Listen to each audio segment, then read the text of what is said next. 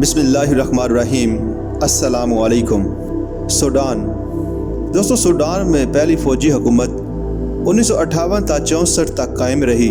انقلابی حکومت نے ملکی نظم و نسق کے لیے ایک سپریم کونسل قائم کی، جس کی صدارت commander in chief major general Ibrahim Abboud نے سنبھال لی۔ وزیر اعظم اور وزیر دفاع کے عہدے بھی اس کے پاس تھے۔ چند سول وزراء بھی مقرر کیے گئے، جن میں وزیر خارجہ احمد خیر کا نام قابل ذکر ہے۔ حکومت کے سامنے سب سے اہم مسئلہ ملک کی اقتصادی حالت کو بہتر بنانا تھا۔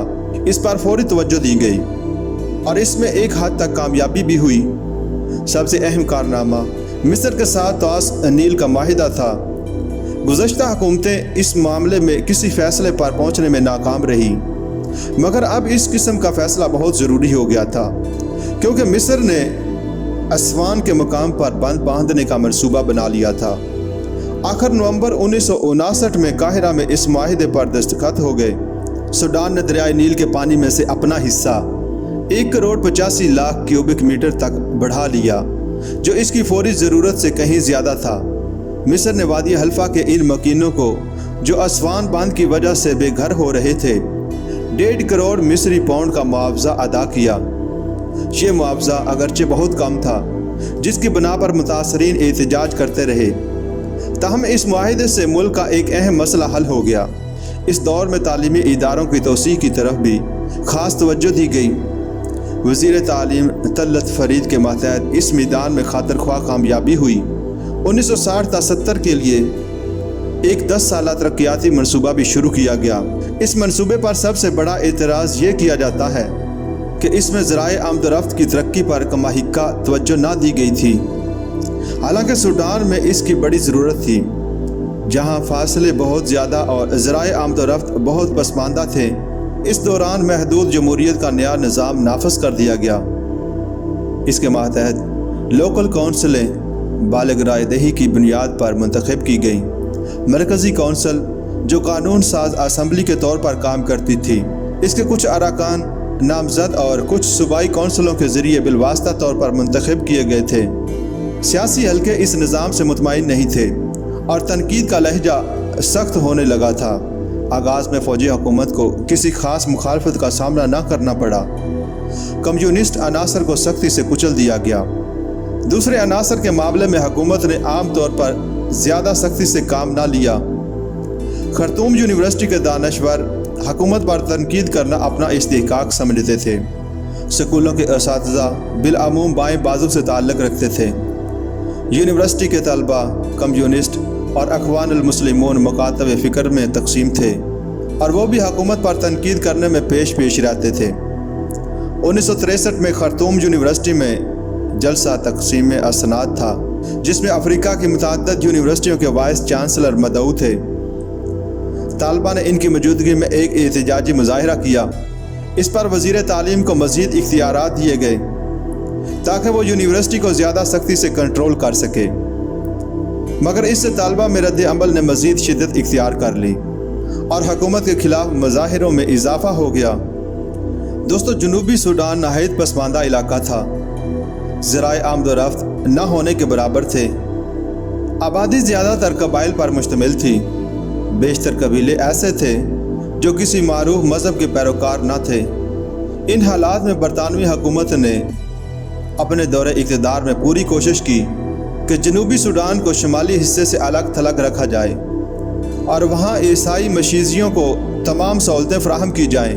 اس علاقے کا سارا تعلیمی نظام عیسائیوں کے ہاتھ میں تھا۔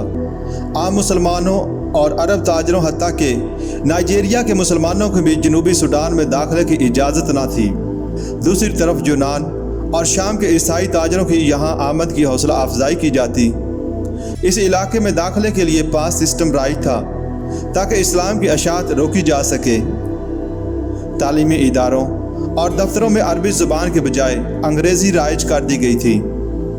برطانوی حکومت کی خواہش تھی کہ جنوبی حصے کو سوڈان سے الگ کر دیا جائے اور اسے مشرقی افریقہ سے ملا دیا جائے۔ یہ خواہش عملی صورت اختیار نہ کر سکی۔ بالآخر 1946 میں برطانوی حکومت کو یہ نامناسب اور متعصبانہ پالیسی ترک کرنا پڑی اور جنوبی حصے کے تجارتی روابط شمالی حصے سے دوبارہ قائم ہو گئے۔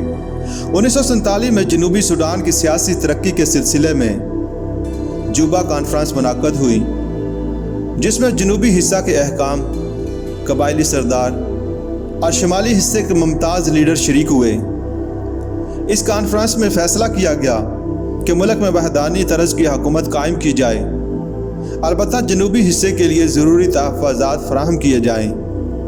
جنوبی سوڈان کے سیاسی حلقے بعد میں جوبا کانفرنس کو غیر نمائندہ قرار دیتے رہے۔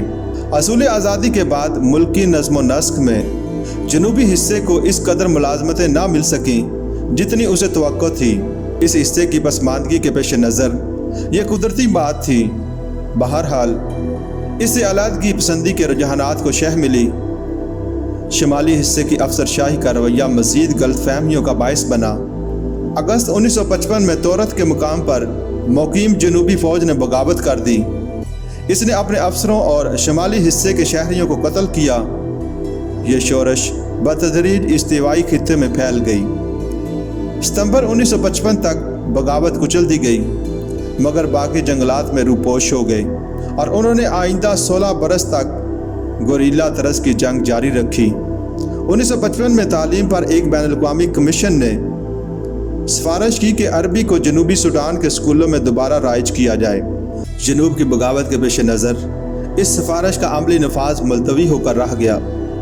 1957 میں بلا کر عربی زبان کو دوبارہ رائج کیا گیا اور وزارت تعلیم نے تمام ابتدائی اسکولوں کو اپنی تحویل میں لے لیا۔ اس پر عیسائی مشرزیوں نے برہمی کا اظہار کیا۔ فوجی حکومت کے دوران عیسائی مشرزیوں کے ساتھ تعلقات میں کشیدگی بڑھی۔ 1961 میں حکومت نے حکم دیا کہ مذہبی جلسے صرف گرجا گھروں کے اندر منعقد کیے جائیں۔ اگلے سال ایک قانون کے تحت قرار پایا کہ تبلیغی سرگرمیوں کے لیے حکومت کی اجازت ضروری ہے۔ حکومت کا نقطہ نظر یہ تھا کہ مشرزی لوگوں کے مذہبی معاملات میں مداخلت کرتے ہیں، اس کی روک تھام ضروری ہے۔ 1964 میں حکومت کو پختہ ثبوت ملا کہ مشرزی ملکی سیاست میں مداخلت کر رہے ہیں، جس پر تمام غیر ملکی مشرزیوں کو ملک سے نکل جانے کا حکم دے دیا گیا۔ 1963 کے آخر میں جنوب کی بغاوت میں ایک بار پھر تیزی آ گئی۔ اب باغیوں نے اینیا نیا کے نام سے نئی تنظیم قائم کر لی اور دیہات میں لوٹ مار اور قتل و غارت کا بازار گرم کر دیا۔ انہوں نے بحر الغزل کے صوبائی صدر مقام پر بھی قبضہ کرنے کی ناکام کوشش کی۔ اصل میں جنوبی سوڈان کے جغرافیائی اور موسمی حالات گوریلا جنگ کے لیے نہایت موزوں تھے، جس سے باغیوں کو مدد ملتی تھی۔